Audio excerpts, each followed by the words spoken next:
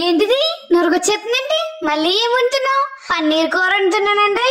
పన్నీర్ కూర అంటే నురగ రావడం ఏంటి అనుకుంటున్నారా? అయితే చూసేద్దాం పదండి. ఇక దీనికోసం పన్నీర్ ని మీకు నచ్చిన సైజు ముక్కల కింద కోసేసుకుని తర్వాత కడాయిలో నూనె వేసేసి అది కొంచెం వేడెక్కిన తర్వాత అందులో కోసేసుకున్న పన్నీర్ ముక్కలు వేసేసి ఓ 3 నిమిషాలు వేపేసుకుని దీన్ని తీసినట్టు పచ్చిపాలలో వేసి పక్కనెట్టేసుకోండి.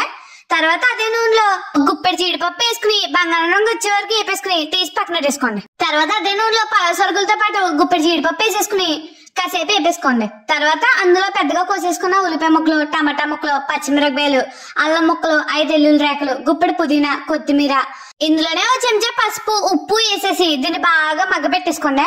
ఇది కాస్త ఇలా మగ్గిపోయిన తర్వాత దీన్ని బాగా చల్లారి పెట్టేసుకుని ఒక మిక్సీ గిన్నెలోకి వేసేసుకుని బాగా మెత్తగా పేస్ట్ చేసేసుకుని పక్కనెట్టేసుకోండి. తర్వాత గ్యాస్ మీద కడాయి పెట్టేసి అందులో కొంచెం ఎక్కువగానే నూనె వేసుకుని అందులో చెంచా షాజీరా, 2 పల్లాకులు వేసేసుకోండి. ఇదేంటి పాల సముద్రంలో పొంగిపోతుంది అనుకుంటున్నారా? నువ్వుల నూనె ఆ మాత్రం పొంగడం సహజమే కదండి.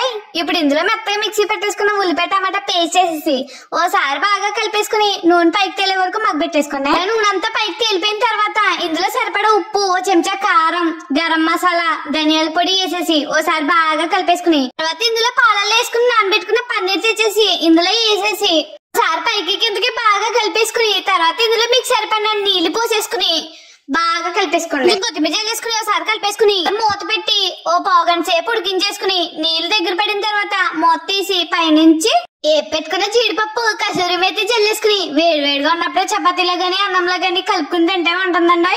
కష్టపడుతున్న కన్న తల్లిపై కవిత రాసి కీర్తి ప్రతిష్టలు పొందినట్టు ఉంటుందండి.